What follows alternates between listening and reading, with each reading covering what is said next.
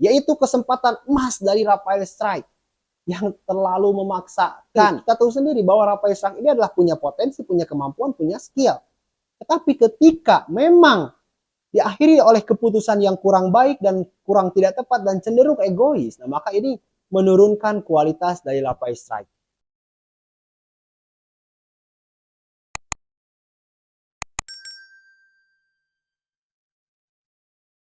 Halo guys, salam sepak bola.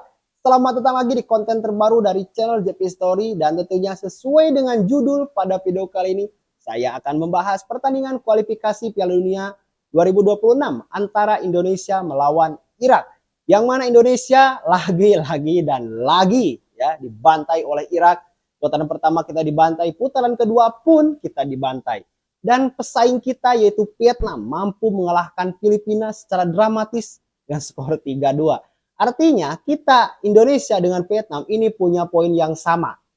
Nah ini akan semakin seru karena jika kita gagal menang nanti melawan Filipina di pertandingan terakhir dan Vietnam menang misalnya melawan Irak ataupun seri, nah maka bisa dipastikan peluang kita untuk lolos ke kualifikasi Piala Dunia putaran ketiga dan juga lolos ke Piala Asia secara langsung ya tanpa kualifikasi ini akan gagal jika kita kalah ataupun kita seri ya melawan Filipina di pertandingan terakhir.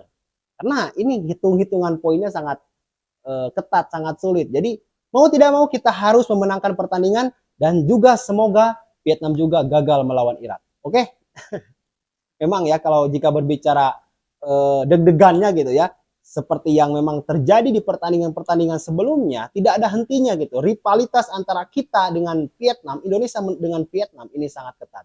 Bahkan sekarang pun kita harus kembali bersaing, kembali bertarung dengan Vietnam. Meskipun di kualifikasi Piala Dunia ini kita berhasil mengalahkan Vietnam 2 kali langsung. Di kandangnya kita bantai ya, di kandang sendiri apalagi kita menang. Jadi mau tidak mau kita harus berjuang lebih, harus lebih fight, harus lebih mengeluarkan segala kemampuan kita untuk memenangkan pertandingan terakhir nanti tanggal 11 Juni di Stadion Gelora Bung Karno tentunya.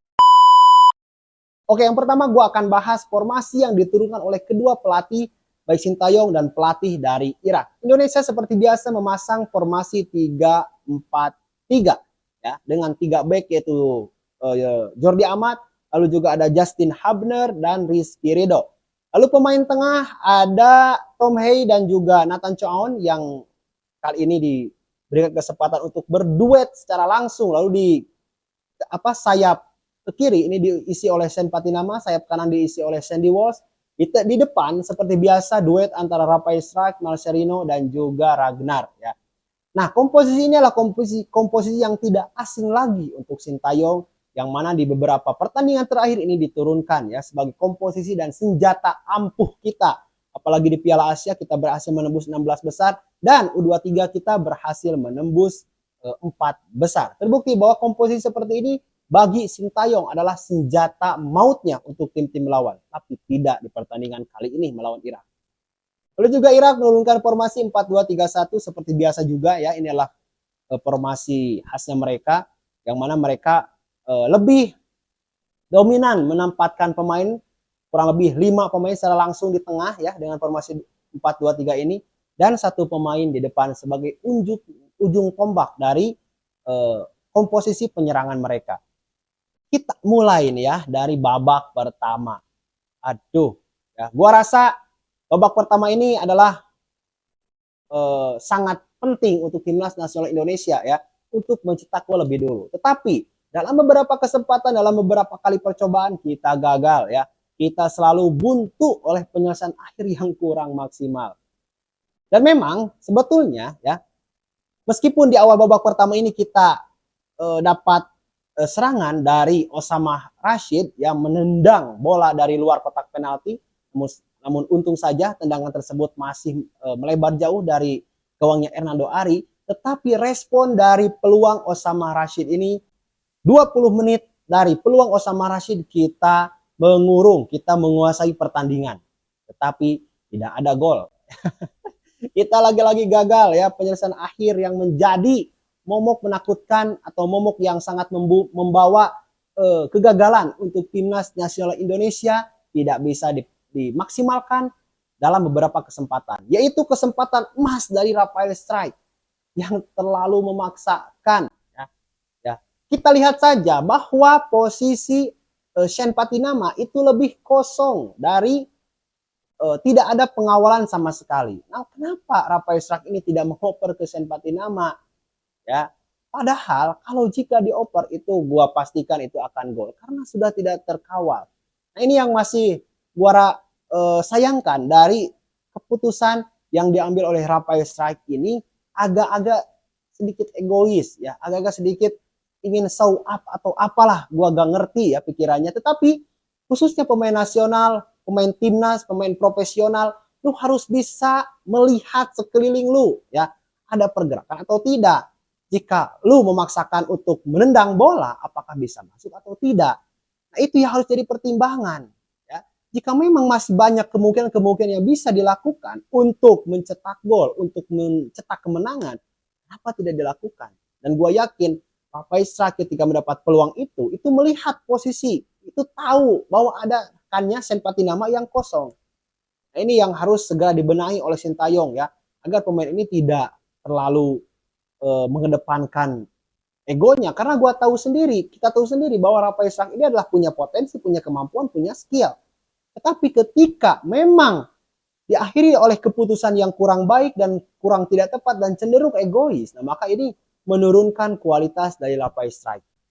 Ya, ini sangat penting. Kita lihat di pertandingan selanjutnya apakah Rafael Strike masih seperti itu atau gimana atau ada perubahan ya. Semoga ada perubahan lah, karena gue ingin Rafael Strike ini karena masih muda juga ingin menjadi salah satu pemain yang memang sangat bisa memberikan solusi bagi penyerangan-penyerangan timnas nasional Indonesia.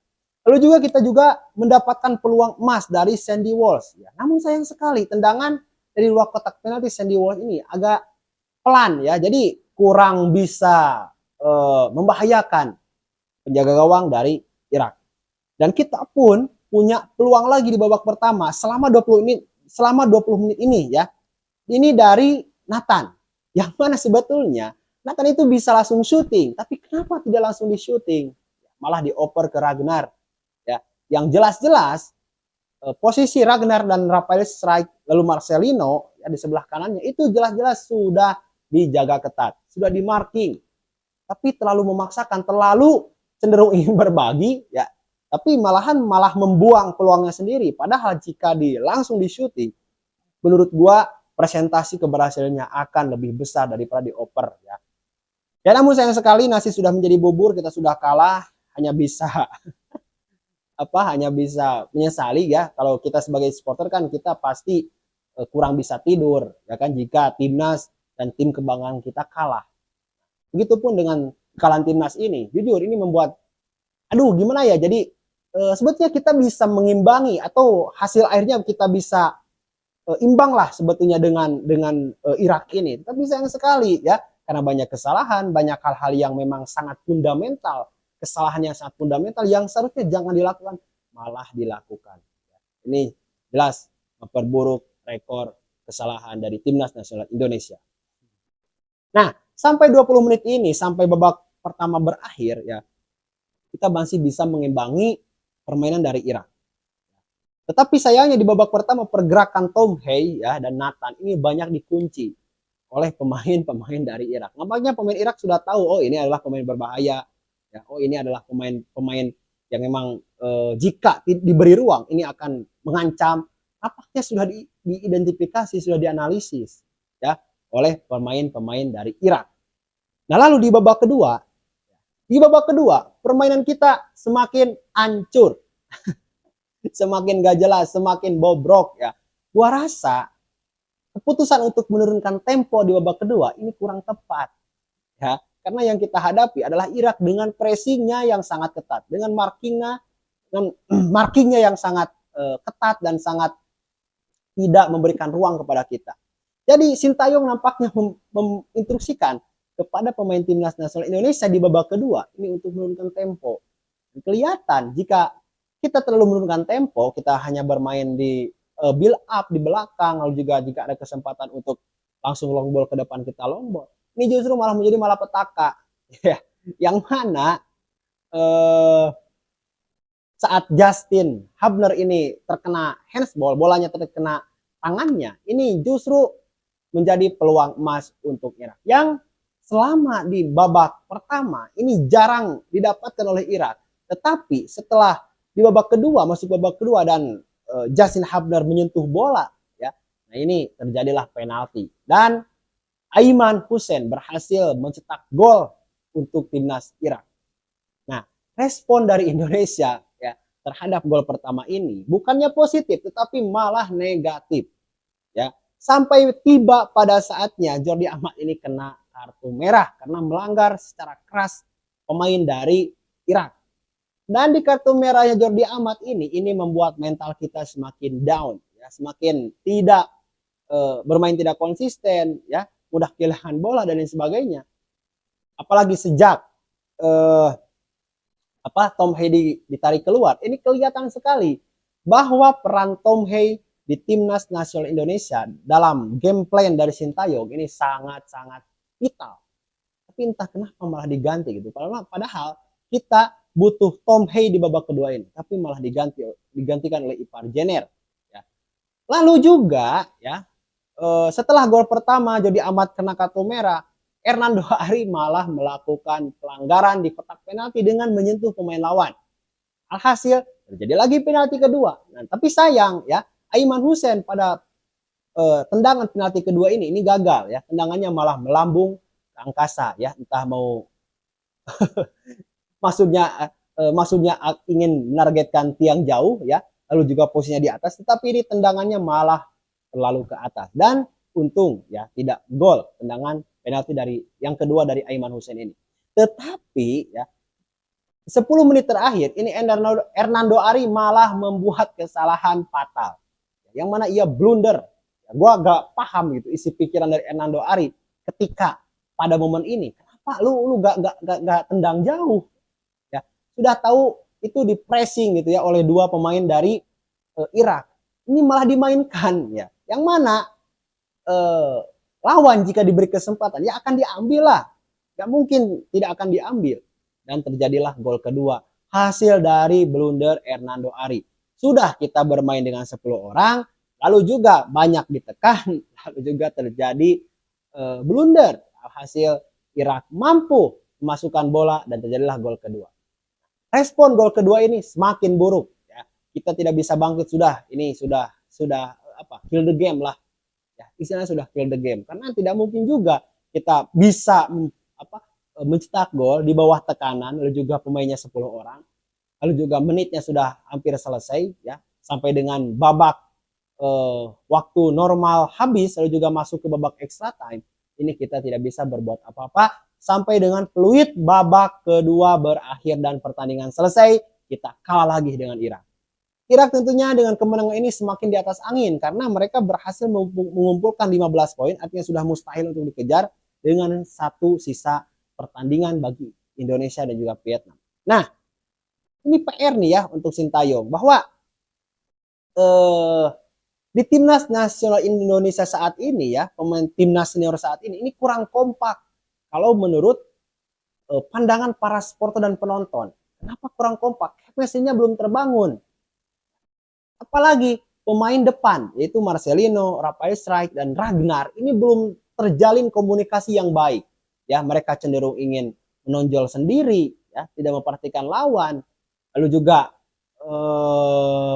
dalam beberapa kesempatan juga miskomunikasi. Dan yang paling gua lihat ya di timnas nasional saat ini adalah terlihat seperti di bawah tekanan, seperti memikul beban berat.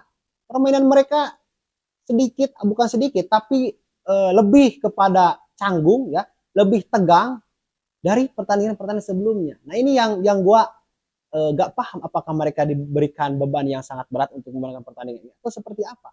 Karena kelihatan gitu ya wajah-wajah pemain ini apa ya, apalagi setelah terjadi gol ini langsung seperti bukan pemain-pemain timnas nasional Indonesia yang kita lihat sebelumnya. Selalu tenang, selalu kalem, selalu bisa mengatasi tekanan. Khusus dalam pertandingan melawan Irak ini tidak terlihat sama sekali. Lebih tegang ya, bermain tidak fokus, sehingga mudah kehilangan bola dan sebagainya. Apalagi di babak kedua, kita main acak-acakan.